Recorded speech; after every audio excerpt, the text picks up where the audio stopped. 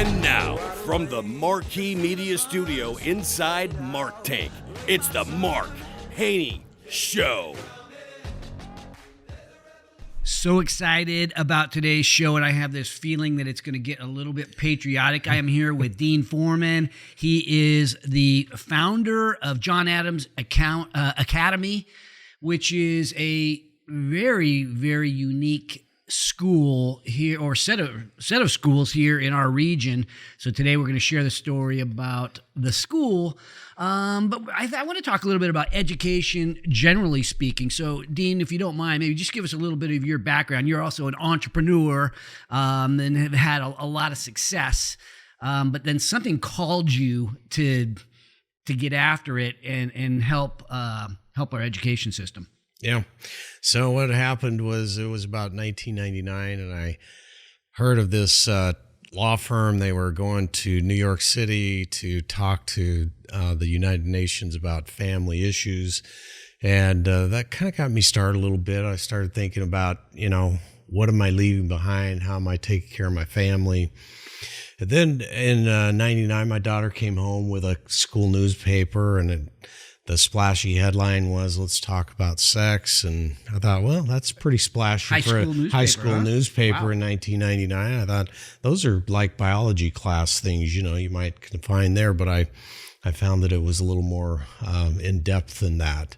And so I thought, I need to get a little more involved. As I got more involved, I observed some things that I felt were not in alignment with educational practices and maybe some of the values that I hold dearly, the culture that I thought was hoping that my daughter was receiving, and son and so forth. So that's how I kind of got started in it. Right. So you didn't you get on the school board for a while? I did. Started off like, where do I start? Where do because you wouldn't think you see some challenges in your school. I'm going to start a school, right? That would be kind of like a knee-jerk reaction. It sounds like you went about it a little more methodically. Yeah, I think that's the way to do anything. You start out from the grassroots a little bit, and I got input from parents and things. And then I had a wife too. I had a wonderful wife that, was taking me when we'd go on vacations to museums and places of art and music. And I thought, I'm undereducated. I mean, I like sports and I like business, and I'm pretty good with that stuff. And I know my way around the Bible a little bit, but I thought, this is kind of, a little broader than I expected. I really need more education. And she introduced me to what I call the classics. And as she did, I thought, wow, this is good stuff. The classics in books. Yes. Yes. So, and let's talk about, I want to come back to that, but you launched John Adams Academy in 2010? Yes. And then what's different about John Adams? Oh, there's a lot of things that are different. First of all, what's different is the name, and I picked him because, this weekend, for example, we are going to celebrate the 4th of July, and on the at the Constitutional Convention floor, it was actually the Declaration of Independence floor, he got up and gave what Jefferson said was the speech, and it moved them from their seats. And he said ever after he'd call him the Colossus of Independence.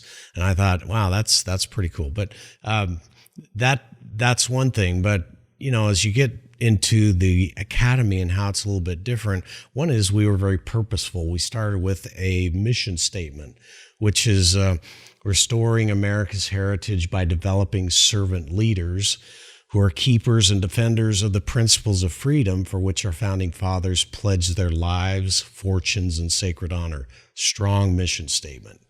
Okay, so you're able to do this. You're a charter school. Maybe you can kind of break that down for us. What's the difference between a charter school and a regular public school, or maybe a private school? So a charter is a public school. The difference is that it's a school of choice. So you can come there, and typically what we find is that people are coming from all over the region. They'll drive 30, even 45 minutes, sometimes an hour each way to come there. Secondly, we have our own curriculum. So we can teach our own curriculum. They do take state standardized tests, but if they're doing well, which our scholars do very well on the state standardized tests, including getting into colleges and universities, then you have that liberty to choose the curriculum that you want. And consequently, what comes from that strong mission statement is a culture from core values. Now, a traditional public school is not creating its own mission statement and creating its own curriculum? Typically not. Okay. Yeah, they're going in curriculum from, maybe what others are saying, or, not necessarily underrepresented or not well respected, certainly respected organizations, but they're not taking what I would call a trail to blaze something new. We wanted something different and something new. We actually teach kids to like America.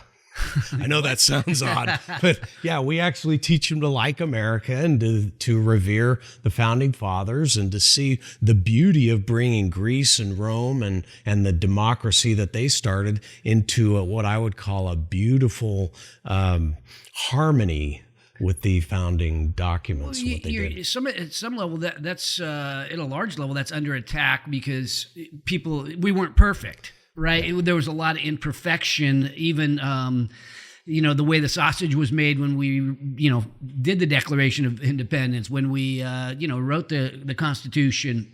There was compromise and people weren't perfect, and they're just like they're not today.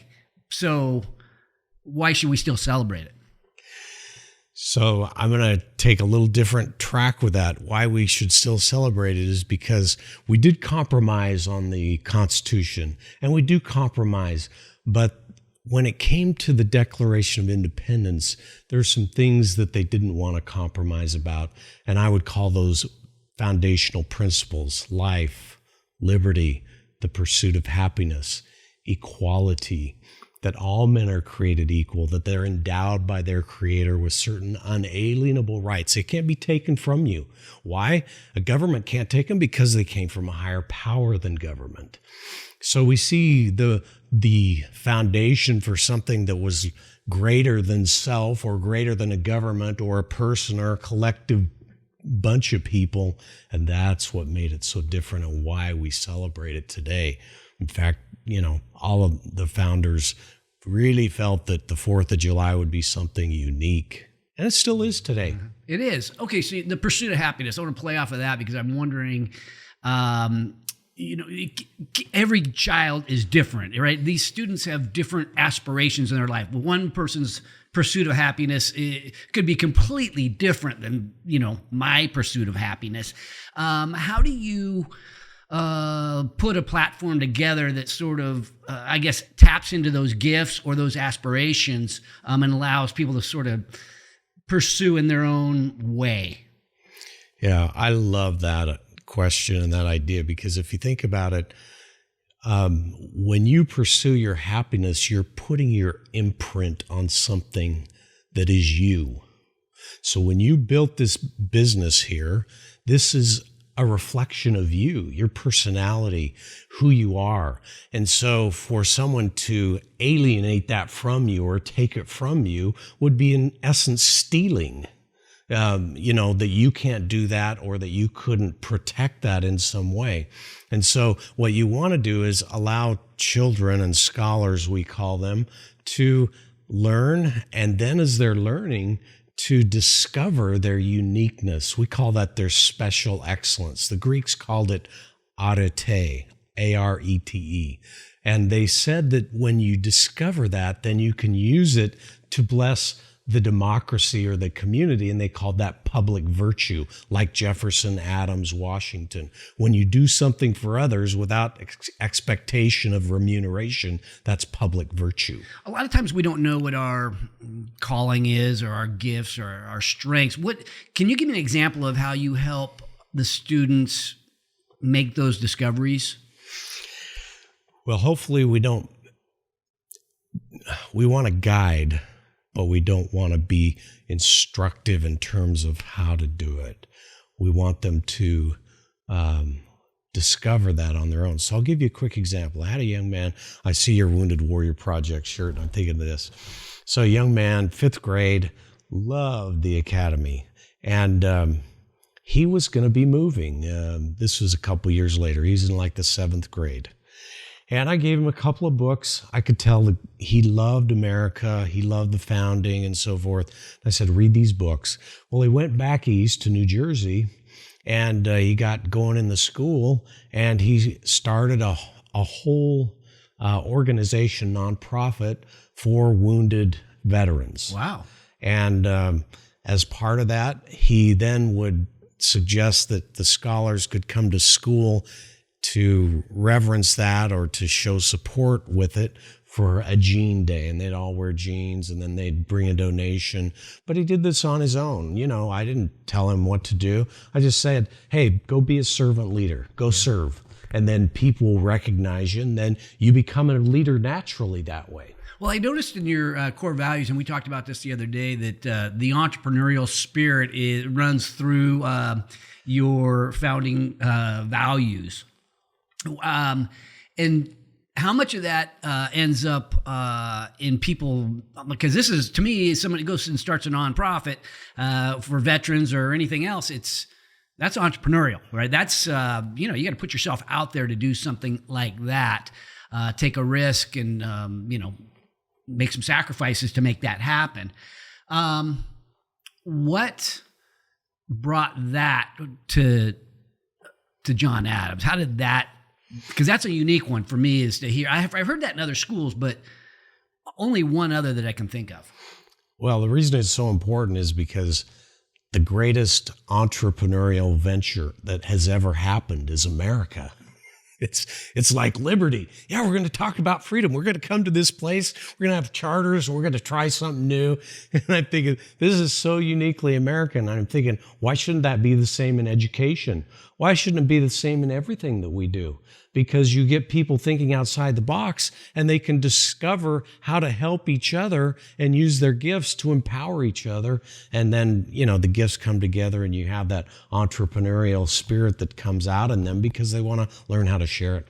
Do you think, I hear this, my grandkids and my son went to, both my kids did private school, and then my son ended up switching over to public school partway through, and then my daughter stayed private school all the way till UC Davis. But, kind of an interesting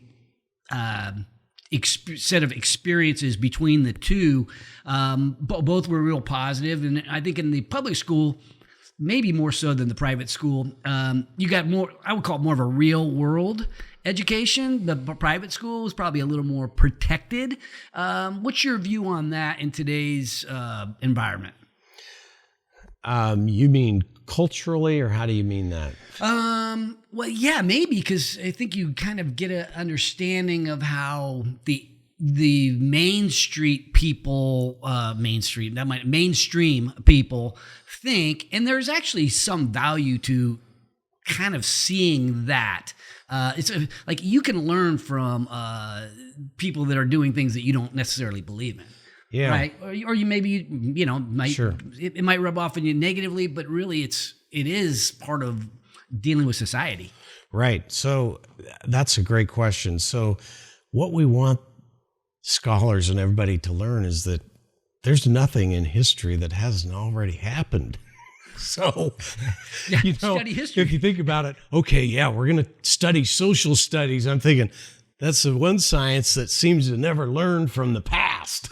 And so I'm thinking, okay, if we're going to learn about these things, then we want to learn about the mistakes, but also the successes of those of the past. And so, yeah, we want them to come to a culture where they're actually going to study how to avoid those mistakes. Yeah. And they could say, in other words, I know, take a little risk here, but I'm thinking, why should someone take a political office that can't run their own life and they want to run everybody else's lives? Come on now.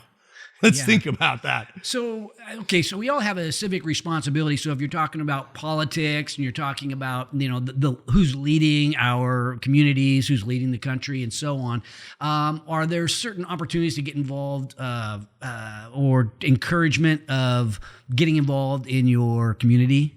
And maybe that we have a civic responsibility to, as people who have skin in the game and own part of America, that we should go help out a little bit. Gosh, I love that. Own part of America. Yeah, we do own part of America. That's the whole point. because we're all shareholders as citizens. That whole idea of citizenship. In fact, I talked about it on my blog for the whole month because I thought this is so important. People need to understand that as a citizen, you take upon yourself some duties. In other words, everybody wants to talk about rights, but citizenship involves rights and reciprocal duties. So for every right, there's a duty. If I have a right to be defended or have safety or be in my home, then my duty is that maybe I pay taxes. Maybe my duty is that I go help serve in some way, whether it's in the local charity or something else.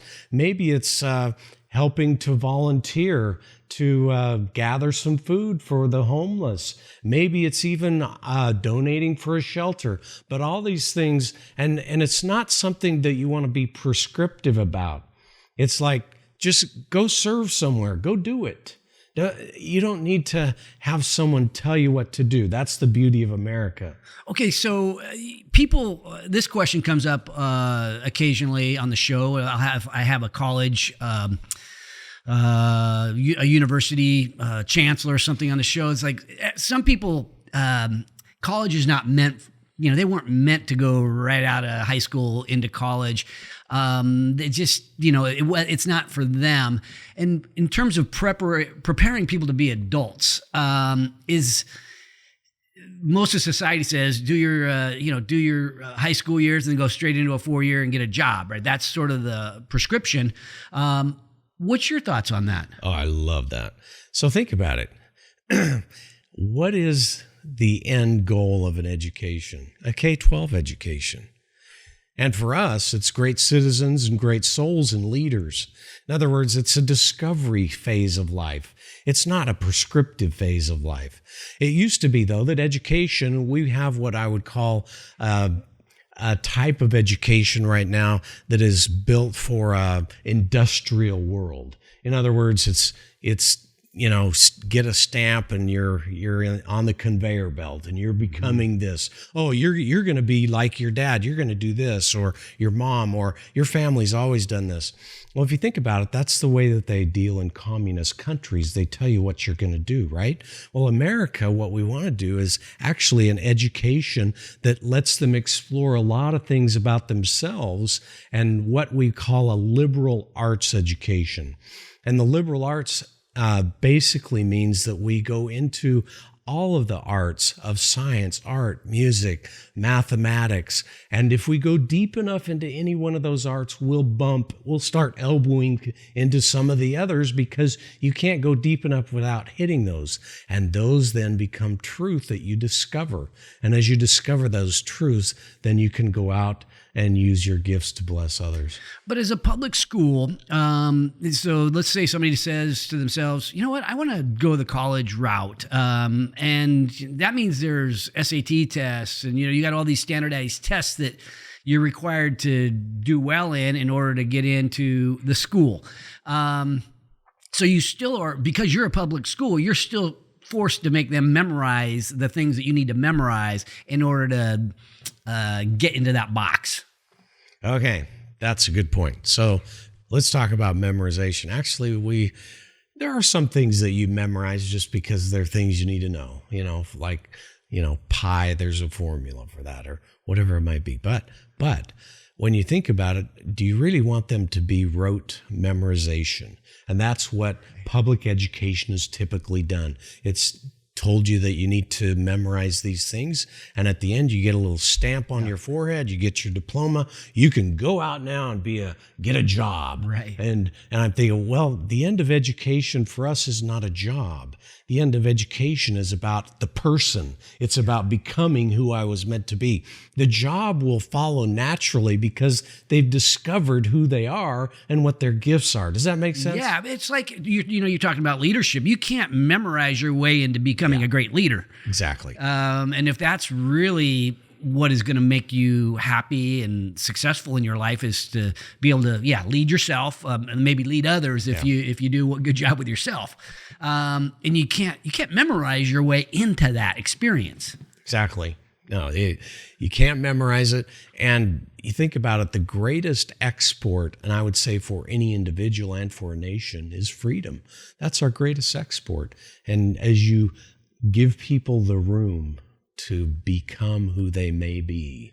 How is the role of, sorry to interrupt you, how's the role of the parent different at John Adams than maybe with maybe a traditional public school? Or do they have more involvement? I hope they do. We cannot make them do anything. That's the first thing, going back to liberty. This is liberty-based education. We can't make them get grades or do anything they want. In fact, I always ask them, do you own this education yet? Because this isn't mine. I'm not here to make you educated. This is yours. But the parents, what they need to do is they commit that they'll give 40 hours of service per year. And as they do that, we call that a parent service organization, not a PTA, but a PSO. And as they serve and they do things alongside their children, and probably the greatest service they could ever do is read to their children or do these things with them. Have you ever noticed when you had younger children, you could tell them what to do, but if you worked alongside them, it went differently. Yeah.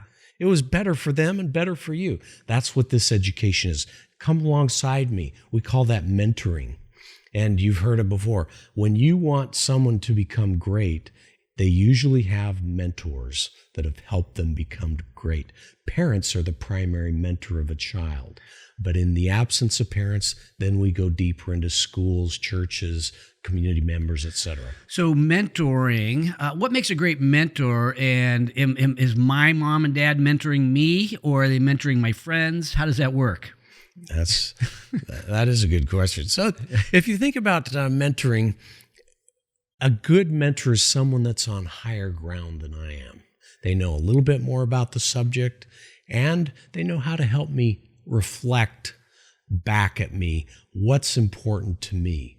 A great mentor is great at questioning and asking me those self-reflection questions. Yeah, we at the Growth Factory, we have, I think we invest into startups, and we put them together with mentors. And that's sort of how a very similar approach. We want people who have maybe built companies before, had some success, but instead of preaching to the startup founder, who's a very intelligent person, we ask questions to have them decide which way they want to take their opportunity. Yeah. So very, very similar. So is the parent mentoring his or her own child, or are they mentoring other children?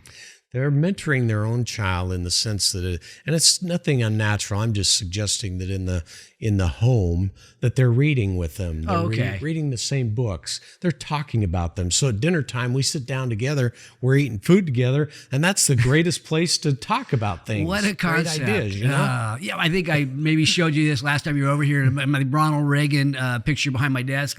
All great change in America begins at the dinner table. And it doesn't, so that's interesting because it doesn't seem like people really eat at the dinner table much anymore. And so where do those conversations need to take place? Well, they're hopefully taking place then at the schools because teachers should be mentors to them. You can even have peers that might be a mentor to you, someone that's on a little higher ground. There could be someone that you find in the community, maybe in a scouting organization. It could be, in sports, you find mentors, coaches, we call them.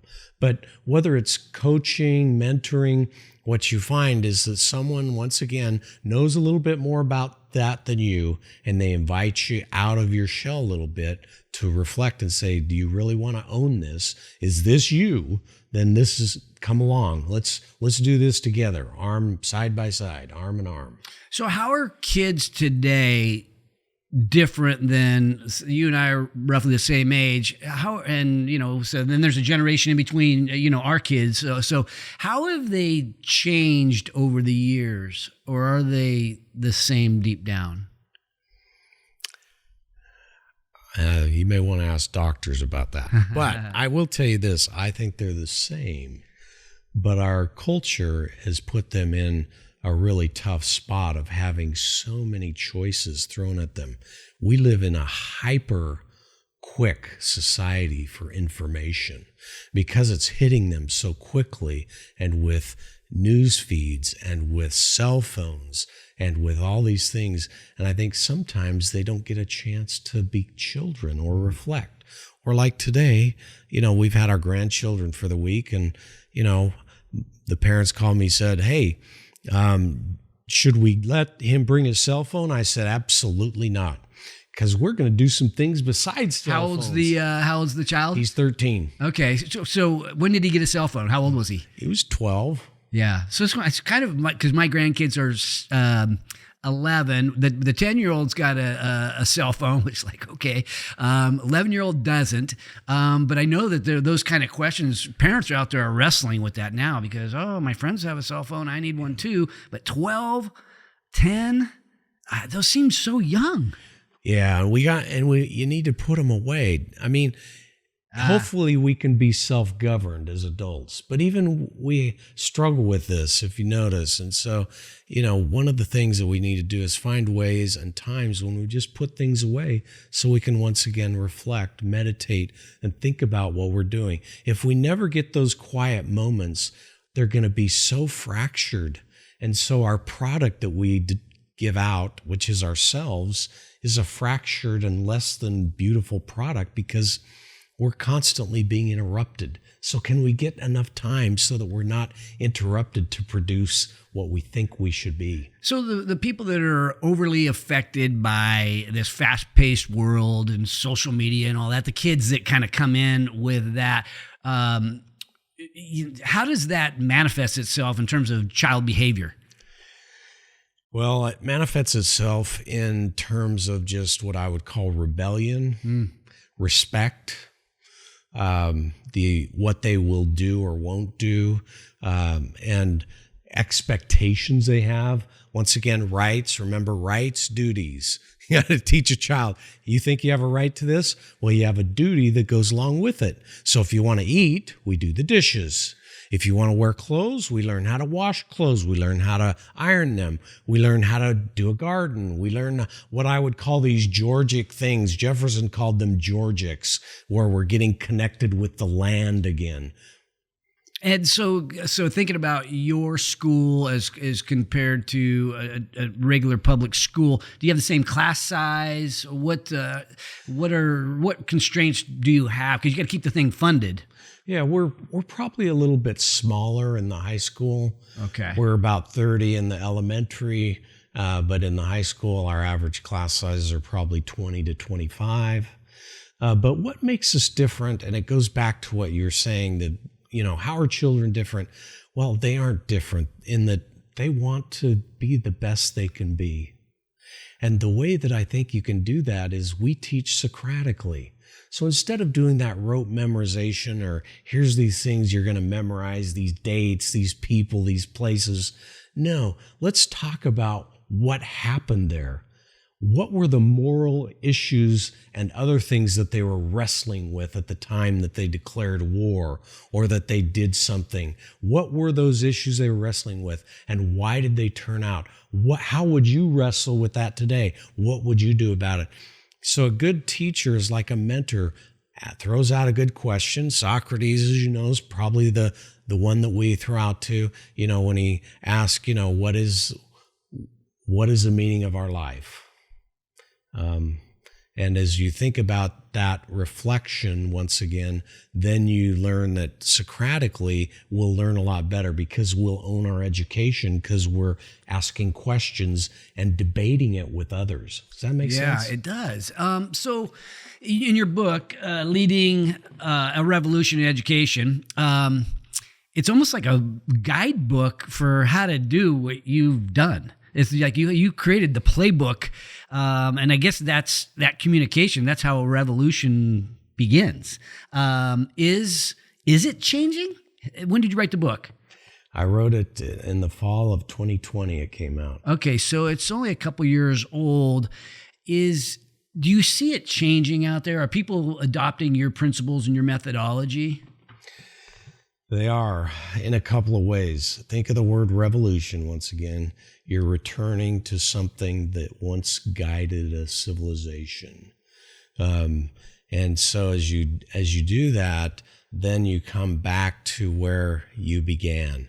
And so as I think about this, the kids are loving this sort of revolution because they can go back to what works. And that's what we're trying to get them to do, is go back to things that work. They've been proven time and time again. It's interesting because I've read a little bit about revolutions over the years, because I've on my show I always talk about being on a mission to ignite the entrepreneurial revolution right here in the hometown we love. And so how do you do that, right? So, Sacramento, we're kind of a government cow town, really, and we aren't known as an entrepreneurial town yet. So how does it begin? And so revolutions, from some of my little studying, many times start off as like an evolution. They start off very slow, and then at some point there's a tipping point and it takes off. And I sort of wonder when that might happen in education. So here's what's happening, in that the book is meant for a couple of things. One is to get people, I like to empower people. It's entrepreneurial once again. If you want a better school, then this is about you figuring it out and doing it. If you want a better, child, if you want a better family, whatever it is, then you figure it out. So, but I'm encouraging them to take the book and say, this is how you can do a school where you live. You don't have to wait for someone to come along. You can do it yourself. Here's the playbook to do it. But secondly, you need to start in your own home. And more importantly, it begins with you. Yeah. It's like the dinner table. Someone ought to do something about this. I'm thinking, dude, that someone is you. Look in the mirror, buddy. 100% people whine and complain and point fingers on a daily basis instead of taking the matters into their own hand, which is really an interesting thing. And there's people that don't as well, but it's common you hear about it, and you know about the problems in the school and the people that are complaining about it, but what are you going to do about it? I mean, I think that's really your point. Yeah. So there's classical schools. We would be considered a classical school, but we call it an American classical leadership education. We used America because America synthesized and brought everything together in harmony. Classical because we are going back to prior civilizations of Greece and Rome and the time of the Renaissance and the Reformation. But then it's leadership in terms of we want them to be mentored by these. Some of these are people that have already died. They've written think about it. Benjamin Franklin condensed in a small book what took him decades to learn. And that's what we get with these biographies. I love biographies because they tell me what someone learned in a brief book that took them decades. And I'm thinking, that I can learn from that. And then I don't have to repeat the same problems, and I might even get ahead sooner. So in a charter school, you're still stuck at some level within this bureaucracy. And obviously you're doing all kinds of things to navigate that and taking it upon yourself to do that. But there's certain restrictions beyond the ones we've talked about, because you're only going to have so many charter schools, because school districts, as we talked about last time, aren't as in favor necessarily of charter schools. And it's because it waters down their funding. Is that a fair statement? That's a fair statement, yeah. And so what can be done about that? Well, there is an education budget. And if you're going to unleash freedom and say freedom is our greatest export in America, which I believe it still is. If we're going to be truly free, then we need to set a budget and let people get a voucher and go to a private school, a public school, a charter school, a home school, and let them determine what is their best. Remember that the principle of federalism, and Reagan talked about this a lot, you want to push the money out to the source that is closest to the people. If you're trying to fix problems in D.C., you're going to end up with a lot of waste, and you won't be meeting the needs of Indianapolis as compared to Sacramento as compared to Portland or Los Angeles. Each is different. So you want to give people the block amount of money, if you will, for education and let them decide how to use their money. So it's their children. Exactly. Well, so I'm just trying to get into the mind of, is it the school board that makes these decisions, approves whether you get a charter school in that district or not? It is. And so then if you're drawing people from around the region, you have one of your schools is in Roseville, you've got another one in El Dorado Hills. Where's the other one? Lincoln. In Lincoln. So you put Lincoln's maybe a little bit more remote. So are you drawing from all over the place to Lincoln? Because I could see Roseville easily drawing from all over the place. And so you're really not hitting the Roseville school system as hard. That's true. We draw from dozens of zip codes, but still I would say that there are many that come from Roseville that are at the school. It's probably, I know it's under 50%. I couldn't tell you exactly, but it's maybe a third or something about that. But I would say the majority or 2/3 or plus or minus are coming from adjacent zip codes. Okay. Right up the 80 corridor, right up the 65, et cetera. Okay. And so what do you do with that that knowledge that the school boards are not wanting to grant a lot of charter schools? You and I talked about like how else can you affect our the outcome of our students or of our population, our young people, because that's really who's going to be leading this country in the coming years. Well, there are some what I would call transformational leaders in education and board members that see what we're doing and see others. And so what they do, I think those that look ahead, what they do is they say, why wouldn't we want this type of education? We don't offer this anywhere in our district. And yet we're losing a lot of kids to private schools, to homeschools. And that's one of our biggest audiences. Why not let this school come, use the abundance mentality, the entrepreneurial spirit, and let them come in and offer something unique? And that makes us unique as a school district. Right. That's the idea that we want to harbor or inject into this conversation. And the difference between, your school sounds almost like a private school in some ways because you've created your own curriculum and so on. Now, the private schools, they get no funding from the government. Is that right? That's true. Okay, so it takes more of a higher net worth individual or somebody who's going to allocate more of their resources to get into a private school where they come into your school, they don't have to pay a dime. That's right. Okay. Yeah, it's free. Yeah, crazy. So now the larger vision, trying to get at the larger vision of this opportunity. The larger vision of this opportunity for me, and I hope for those that come, is that quit putting a cap on children, whether it's charter schools, whether it's home schools. Education is education. America exists because we don't put caps on people. We actually let them use their liberty and freedom to create. And as they create, America benefits and the whole world benefits.